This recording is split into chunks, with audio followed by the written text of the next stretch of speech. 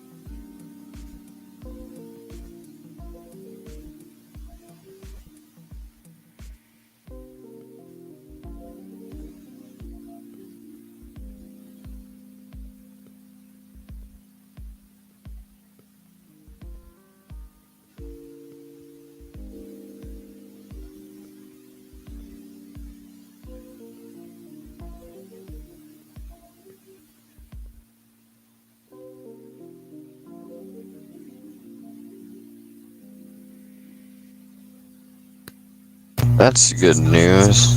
First time in years, the people of Yemen may have hope. Earlier this month, a delegation from Saudi Arabia met with Yemeni officials in Sana'a in order to discuss terms to bring the conflict to an end.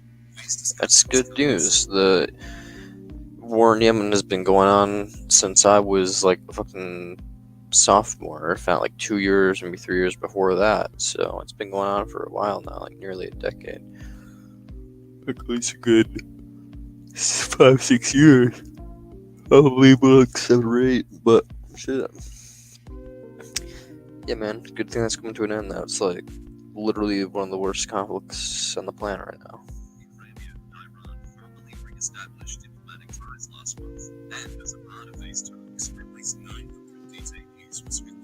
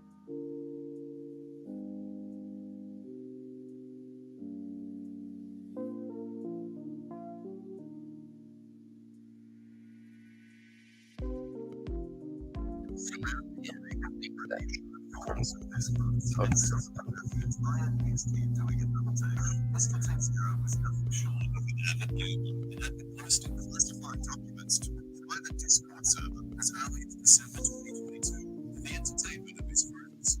The members of this server would not only encourage Mr. Teixeira to post uncomfortable videos, but would also go on to distribute his classified materials across the internet.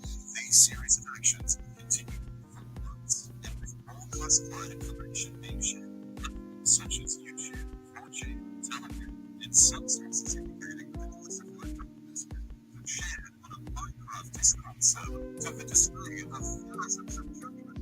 On the 6th of April, the New York Times wrote an article that revealed the existence of classified military government documents filed on online media forums, having been spammed by mainstream media. Federal authorities descended on the Discord server and its inhabitants Shutting that shit down.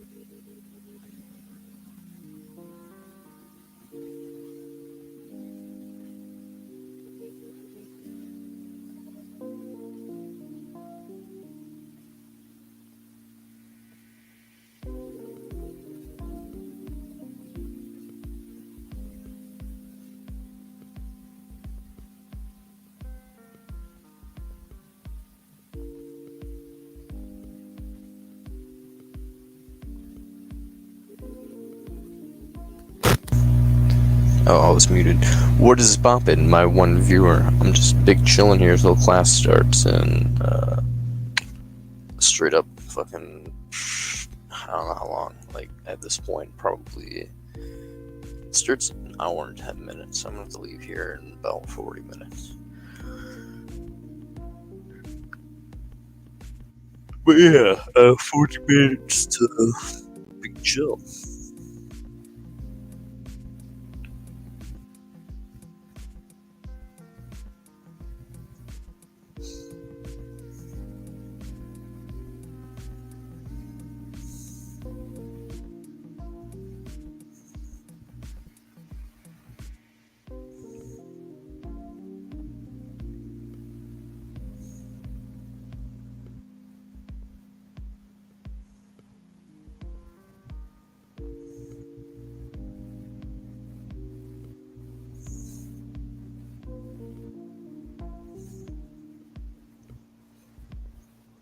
Howdy, howdy.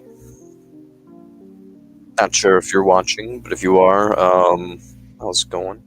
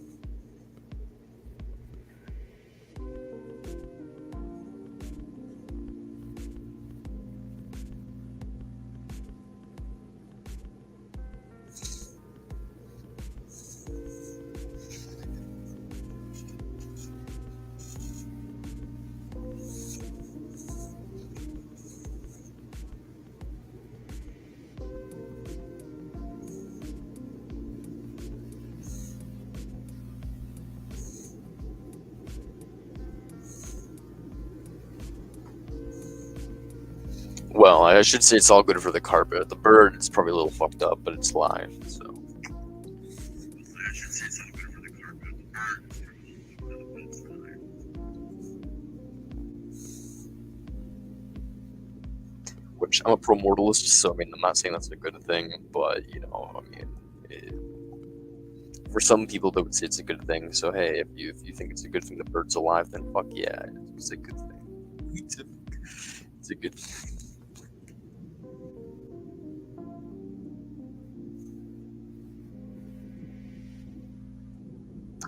That's fair. I mean, if you want.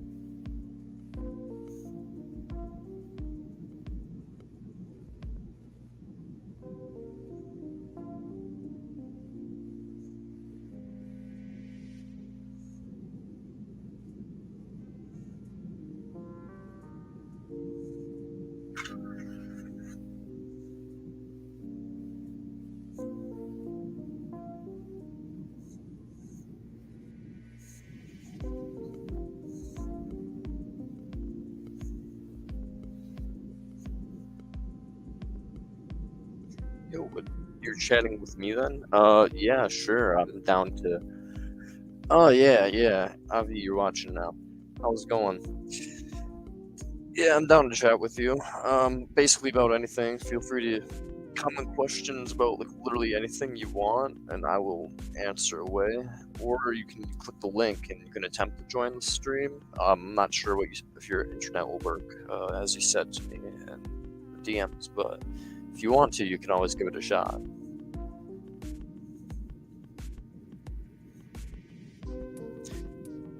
Otherwise, yeah, my big thing is, as it says sliding on the bottom there, veganism, ethicalism, negative utilitarianism, antinatalism, pro-mortalism, the idea that it's better off to die than live, and, psychological hedonism, the idea that we don't have free will because we essentially just pursue what we desire, which is pleasure and avoidance of pain. And we can't really control what those desires are for the most part. You can essentially have habits that you build up, but that's the closest thing you can have to essentially free will in a way. It's like choosing a habit, but even then you can't really choose the habit. The habit is kind of chosen by your psychological makeup and circumstances. So that's basically psychological hedonism summed up.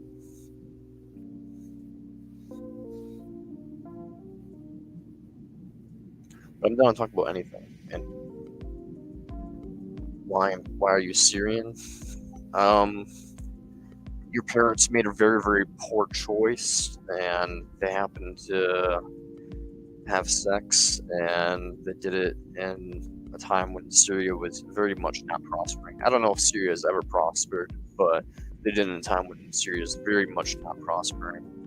And as a result, their intentions or unintentionally, they brought you into the world, and now you're suffering in a war zone, and that's really unfortunate. But I don't think it's anything religious. I don't think a god decided you deserve this or something like karma from a past life or anything. I think it's more just random chance, and unfortunately, we're all in a really bad situation. No one lives a good life on Earth, but your life is exceptionally bad in comparison to people in the first world countries. So I don't think it's karma or anything. It's just selfish evolutionary acts gone wrong.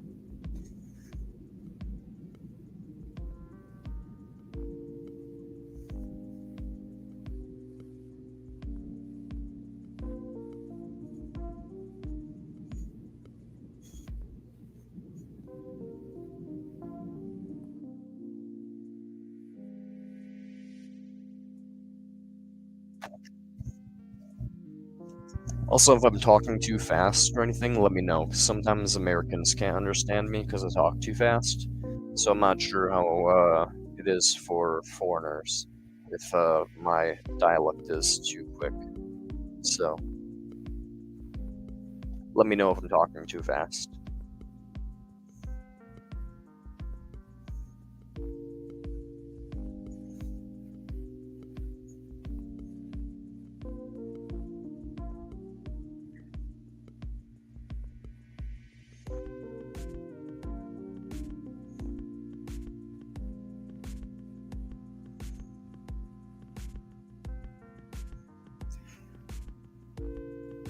I mean, everything's connected in the sense that, the universe is one thing. There is technically no object in existence besides the universe. The universe is literally all there is. When it comes down to it, there's no way to distinguish, the pages of this book between myself and, anything else, philosophically speaking.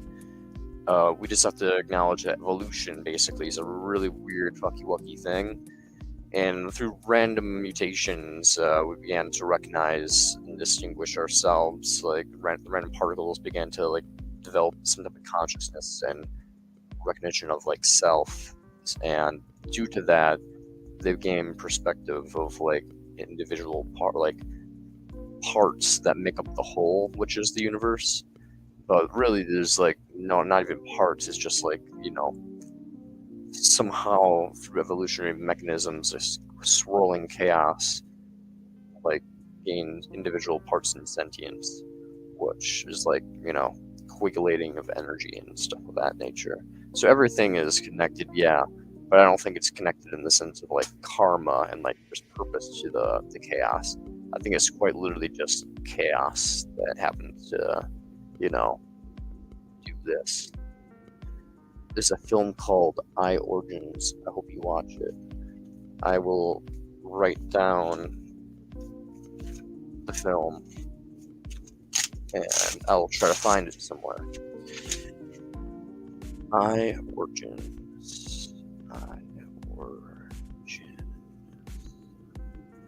Do you believe in reincarnation? I've had a lot of kids talking about their past lives. There's no benefits from lying about that. I think reincarnation is more plausible than an afterlife. Like, I don't believe in heaven and I don't believe in hell. I think they're just really fictitious, like, coping mechanisms, essentially. I was on a podcast yesterday and someone basically said terror management theory. That's basically what heaven and hell is terror management theory.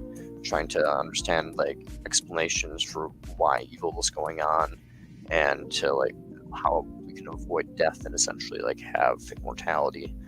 So I don't think there's heaven or hell. Reincarnation makes a lot of sense, even from a physicalist standpoint, because no matter can be created nor destroyed. It's stuck in the closed environment, which is the universe. So when we die, we just are atoms just spread out and take on new forms, essentially. And the energy that is our minds is essentially just electricity, if you think about it. I mean, we're essentially a bunch of meat sacks that take in other, like, organic matter, convert that into ATP, which is our body's energy source, and then that goes to allowing my body to move around and for me to have thoughts.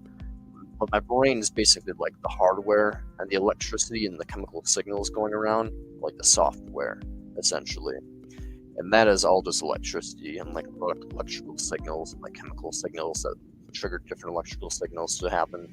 So basically, we're just energy / electricity, like when it comes down to it. So where that goes, that energy, it just basically disperses out into the universe after we die, and makes up other things that have energy. So do I believe in reincarnation? Not in the sense that, like, I die and then, like, I come back and there's, like, based off of, like, what I did in my past lives, it determines what I'll become in the future. I don't believe in that. But I do believe it's possible / is likely the case that, when we die, our consciousness kind of just disperses and disintegrates into the universe and then coagulates and, like, congeals back together once there's, like, a host /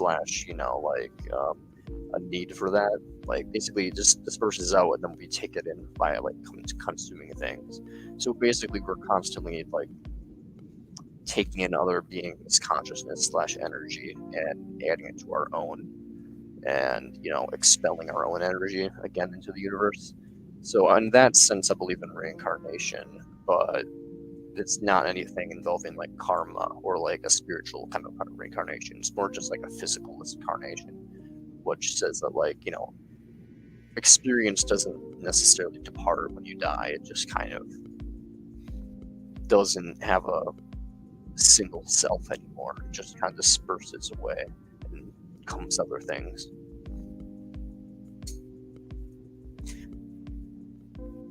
Do I believe it's possible? Maybe, like, sometimes that commingling of energy, it doesn't disperse very much, and maybe it, like, allows people to remember things from the past, like, as you were saying about children that remember, like, past murders and, like, their last lives. Sure, yeah.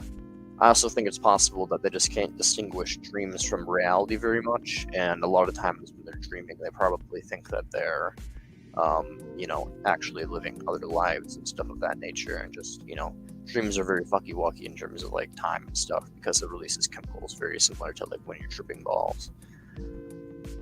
Atheists don't believe in electricity. They believe only in the things that they cannot see. believe only in things they can see. I'm pretty sure atheists do believe in electricity, because it's not that atheists don't believe in anything they can't see. They don't believe in anything that can't be presented to them in some form of another. So it's like electricity, you can see it if you look at like a lightning, for one.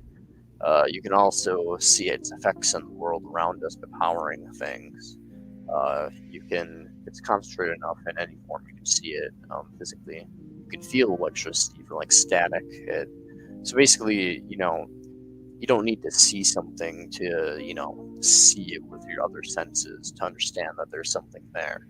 So electricity is just the conceptual word, like symbolic language that we're using to describe like energy that we can harness, and like the form of watts and all that bullshit. But yeah, I mean, when it comes to God, I mean, there's not much of evidence that there's anything watching us. There's no evidence of that being watching us or playing any active role in the universe. There's evidence that philosophically speaking, there's evidence that there has to be some type of creator, that there has to be a start to everything. There's at some point down the line there has to be like a cause, essentially, and that would be like some type of potentially a creator entity, or just a random physiological like a random physical event that occurs in the universe that we don't know why it occurs. But when it comes down to it, that's way more up to debate, because we can't actually sense those things, unlike electricity, which we can sense.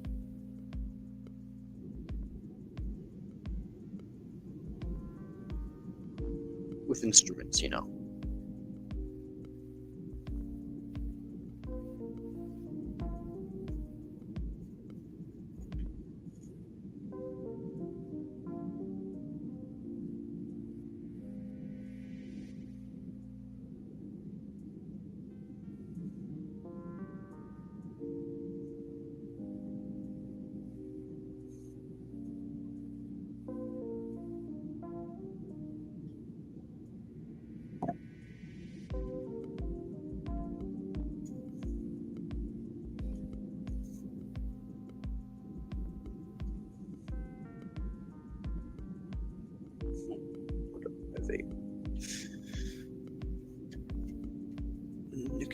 Nicotine. Where did you go? Oh, there.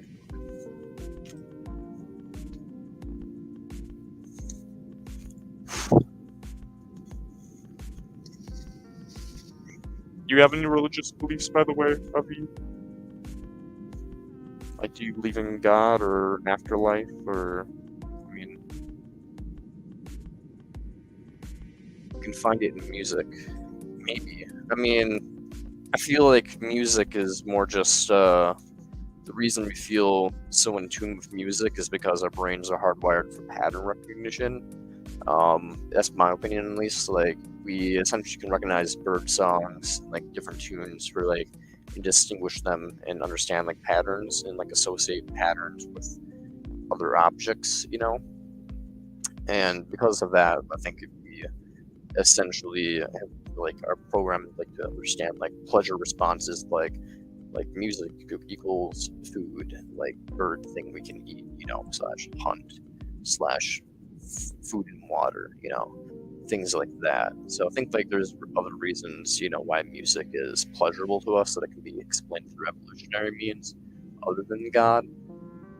But I do you'd probably like Emil Cioran's book, Tears and Saints, because he really gets into music and how music is connected with God and lyricism, how poetry is like an expression of God's will and stuff like that. Maybe God's intrigued to find music, a mass energy of our existence. Why are we here? That depends what you mean by like why are we here. Like, if you mean like why are we here, as I said before, it's just our parents being dumb choices. You're saying like why is it that like the universe is the way it is? In my opinion, I'm a pantheist, / agnostic atheist. So it's like one of two things.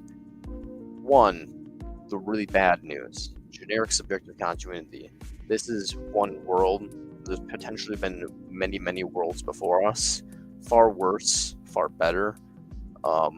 Basically, the universe is just collapsing and restarting over and over, and there are dimensions of absolute hell that have occurred, and like far worse than we can even comprehend here. And there's dimensions of, far less pain, and what people would call bliss, if bliss even is a concept that is outside of the illusion. But basically, generic subjective continuity just says that like experience doesn't end because experience is experienced, and in that sense, we're not here for any reason, but it's really horrible, and it's just a random chaotic event. Reason two: why is this like this? God. And that is actually a good thing. You would think, why would a God make this world? This is a really horrible fucking world. And you're right, it is a really horrible world. Even God would agree with you. So the thing is, though, people don't think of God in the proper way. God is like a singularity, essentially, in my mind. Like, it's the infinite potentiality of all possibilities, of all perfections, of all like mad, of everything that could ever occur in the multiverse. That is God, just in one being, like an infinite dream of potentiality, essentially, like all things occurring at one point. And that is what God is: infinite potential. And essentially, this God is somewhat sentient. It would be sentient and aware to some extent or another, but extremely simple. And it realizes that, hey, there's no reason for me to do anything whatsoever. I am perfect. I am all things. There is no reason for me to do anything because all things are contained within my own being. So this being had nothing it could do besides exist in its own perfection or disappear and die. Now, if you realize that pain has a lot more value than pleasure, which negative utilitarians acknowledge and a bunch of people acknowledge, that you have applications to prevent pain, you don't have applications to produce pleasure, which just in general, like most people would not exchange the height of pain for the height of pleasure. Like, the pain is just too horrible to exchange for pleasure. So with that in mind, I think it applies to God as well. God realized that the universe, the multiverse that he's contained in, is far more painful than it is pleasurable and not worth continuing. And so basically the reason why we are here like this is actually quite literally the best of all possible worlds in terms of like the reality of shattering things into like a multiversal thing into determinate form. Basically, this isn't the best of all possible worlds, but it is what is basically the commingling of all horrible things and all really positive things balanced out into no longer a multiversal infinite possibilities, but into a single possibility. And that is what this world is: deterministic, So basically God went from something of multiversal infinite possibilities to something deterministic in order to die. And this is basically a result of, the infinite levels of horror and the infinite levels of pleasure that are contained within God. But unfortunately, as we are well aware, horror has way more value, pain has way more value than pleasure does. Hence why there's so much suffering in our reality. It's just the product of God's chaos as he disintegrates and dies. What do you saying? I'm not religious. I'm not sure. Not religious way. I'm more spirituality. There are over 10 people before us. Google it. Yeah, there's over 110 billion people before us. I'm not really sure how that plays into spirituality, but yeah, there's a lot of people before us. 110 billion. Yeah, it's way too much. Like, that's in terms of human suffering, that's unfathomable how much human suffering. And if you just look at how many animals are on the planet, like now alive, it's trillions of animals are alive. And if you imagine how many animals have been alive throughout history, just dying and suffering, yeah, that's why I say that like there's way more evil in the multiverse that was like existing before time started. Like God had way more evil inside of him than good. God is more evil than good, essentially. But there is good within God, and then when God like essentially disintegrated and died and became the universe, this is the result. You know, more evil than good, but there is still like love and like happiness and laughter and getting like tingly feelings when you listen to music, you know, and relief from stress. You know, getting a massage, you know, when you're tense feels like beyond amazing. All you're really doing is just releasing tension. So like these glitches have occurred in the universe that are like pleasure, and that is like a result of like the somewhat benevolent nature that existed within God, or at least a desire for like, you know, relief that manifests within ourselves.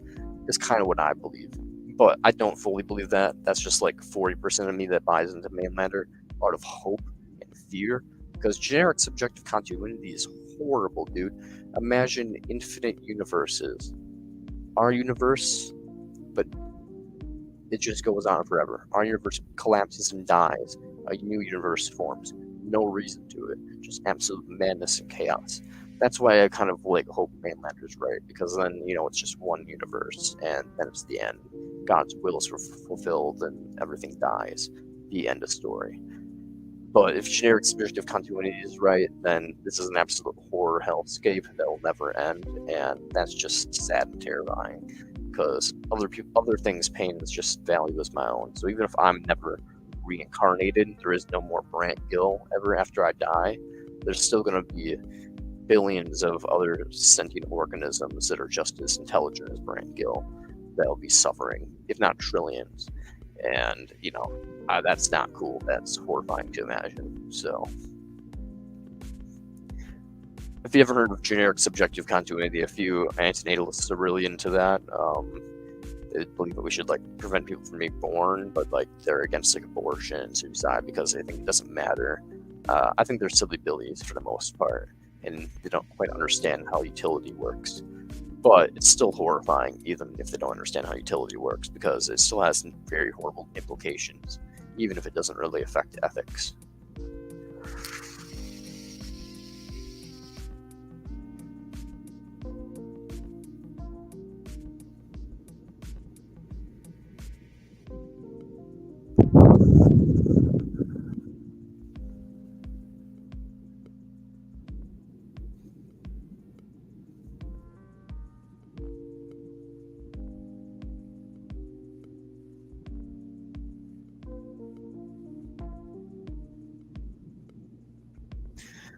About 5 more minutes, and then I have to, I have about 10 more minutes, and then I have to zoom off the class.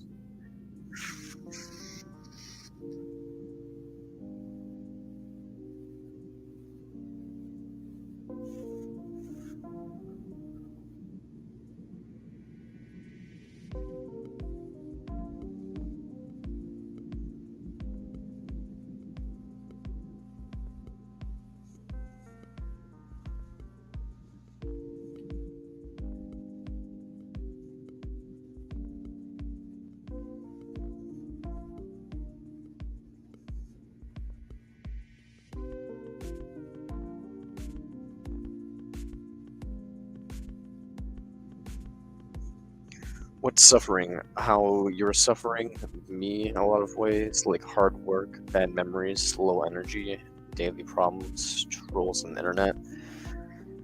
I think suffering is kind of subjective to the individual. Suffering is I basically classify pain in 4 different terms. Maybe even 5. Maybe even 5. I mean, basically, I'm gonna go for the 2 extremes at the very end, okay? So, basically, there's discomfort, which is like itches on your body, like things that are like very minor, like emotional things that like slightly are bothering you, but don't really have much value. But they're still negative, like they're still, you wish they weren't there. And that is what I kind of classify as discomfort. And that's subjective to the individual. Like someone could stub their toe and not give a shit, you know? And for them, that's just discomfort. Well, for someone else, when they stub their toe, it it could quite literally not be suffering, but it'd be like a severe pain. Like it would hurt them for like a long time because they just haven't been exposed to pain very much in their life. So for them, it's like quite bad, and they would never want to go through it again. Like they'd just be like, "Oh God, this fucking sucks." But in general, I think discomfort for most people are just minor things that are just like bearable, and that we don't even hardly notice because there's so much discomfort. It's just like there's discomfort happening to us all the time that we do not even really realize. We're constantly like have little itches in our body and like little tension points in our body, but we just don't even realize it because it's so constant. So discomfort's a constantly bearing bad thing, in my opinion. Pain is more like getting like a cut on yourself, or like falling and like bruising yourself, or like something that hurts a little bit, like notably so, like you're like ow, that like it lingers. A mental state of pain is kind of up to the individual. I don't know what a mental state of pain would be. I guess any really negative state that's like notable and you really wish would stop. Anything you wish really wouldn't occur, like sadness, grief, anger, frustration. Your boss yells at you, your parents say something to you, like talking, you feel like you're like fuck you guys, whatever. Like that's like emotional pain for me.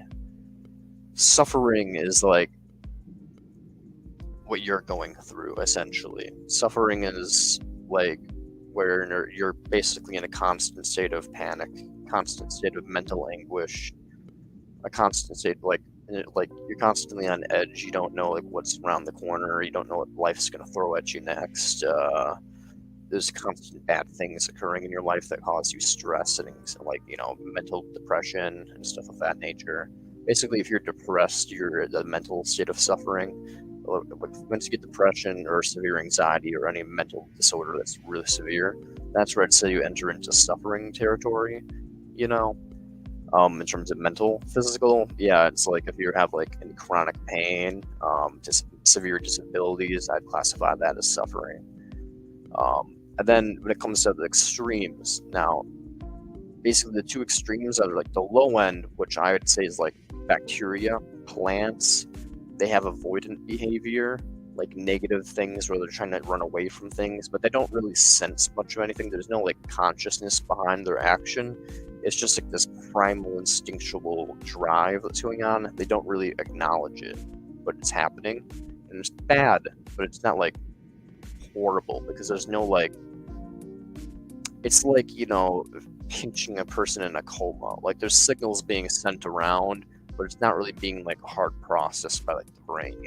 That's kind of like how it is with bacteria. Like pain exists for them in a very, very, very, very, very, very lesser primal sense. And I barely even classify it as bad, It's still something that shouldn't occur, like bacteria destroying each other at a microscopic level, like they're running away from each other, they're chasing each other, they're ripping each other apart. I'm sure from their subjective perspective, it's not a good thing. They'd rather not be having that happen to them. So that's like what I call like the least degree of suffering, but it is still nonetheless like a degree of like pain and suffering. But it's like it's basically a very, very minor discomfort is what I classify like microorganisms going through. And then on the extreme of pain, torture. Torture is like as self-explanatory. If you're physically being tortured, you can understand what that's like. Just by watching horror movies and stuff like that. Mental torture is like after you like been through like I don't know, like it kind of is up to the individual's subjective perspective, but like how they can deal with things. But in general, torture is like going through rape, being in like in a war zone, like experiencing mental trauma like PTSD, schizophrenia, where it's like severe schizophrenia where you're constantly completely numb or completely scared of everything and you don't know what's going on. It's just constant fear and confusion. That's like mental torture essentially. For an organism that lasts 9 seconds, man, is born, suffer for 70 years, suffering as a few hours after coming. We regret that. But even after sex, people will regret that. for orgasm. Oh, okay. For an orgasm that lasts 9 seconds, man is born and suffers for 70 years. My bad. I'm bad at reading sometimes. Suffering is the few hours after coming. You regret that. I bet after sex, people regret that. Indeed, yeah. I'd say, yeah, like the extreme, the depression you feel like post-nut depression is like a small slice of what it's like to feel like actual depression. And I'd say that, yeah, that's I'd say that's like a pain slash the severe pain, like a mental pain, like depression slash, because people get suicidal and stuff after having sex sometimes. So I'd say that could be like classified as like severe pain or suffering to some extent, depending on the person, slash individual. So yeah, I mean that's basically how I classify things. I basically classify it down into like 5 different categories. Very, very minor suffering, which is like microorganisms, which is basically just minor discomfort, pain, suffering, and then torture. And that's basically my 5 levels of pain that I basically put things on scales of. And I think it's mainly up to the individual themselves to assess where they are on that scale for what things are. No one is going to be in the microorganism category because we have higher levels of sensation. So it's like we probably won't even be able to process those very minor pains. Like they're really just are so unconscious to us that like we ignore them. But we will have the other 4, which is discomfort, and then we would have, pain, and then we have suffering, whatever. I can't do my fingers. Okay. More of the stories, we have discomfort in our lives, we have pain in our lives, we have suffering in our lives, and some people experience torture. Most people will never experience torture in their lives, and I'm really sorry for the people that do. Torture is my daily life. I want to travel, but that's not easily. Yeah, I imagine for you, your life is a variation of suffering and torture.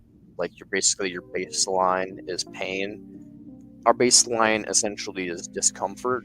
Your baseline is pain, basically, and then your norm is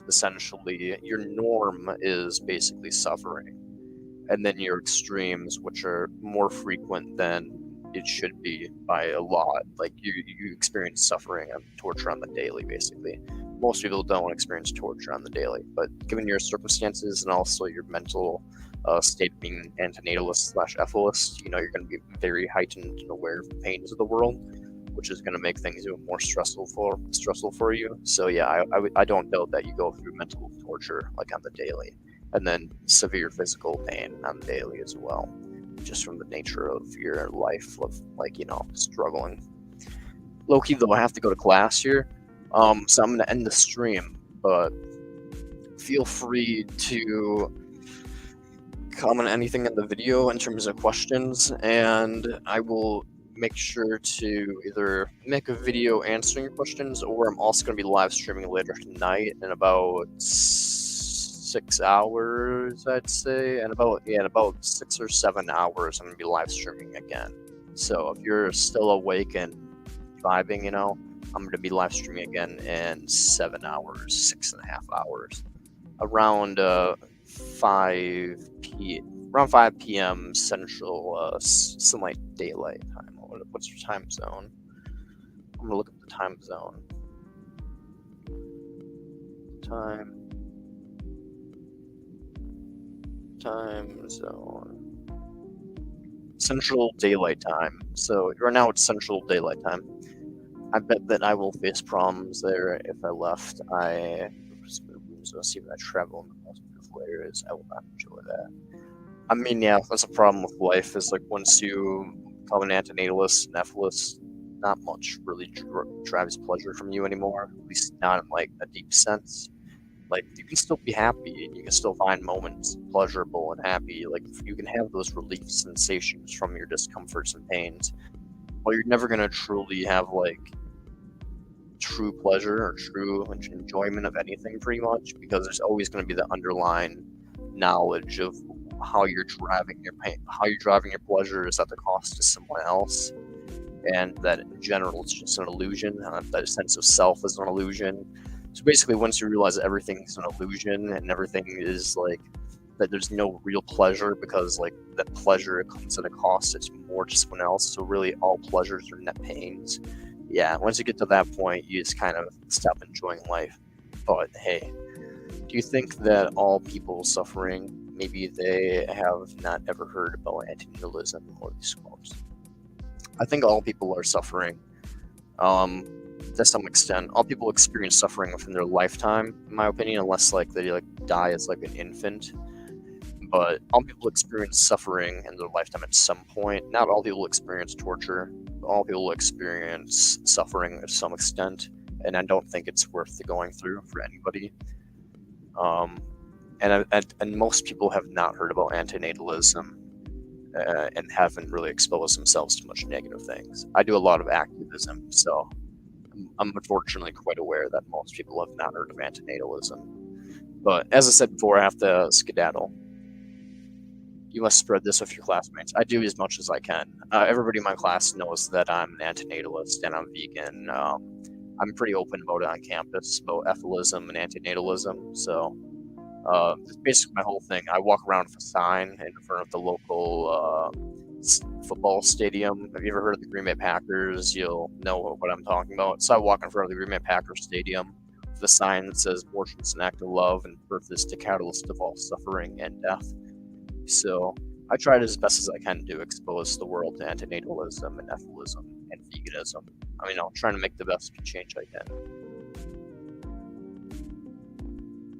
7:29 p.m. Is that what time it will be for? Oh, that's what time it is for you right now, or I'm not sure. Either way, I gotta skedaddle though, so I'm gonna end the stream. It was awesome talking to you, my dude. So, ciao. Take care.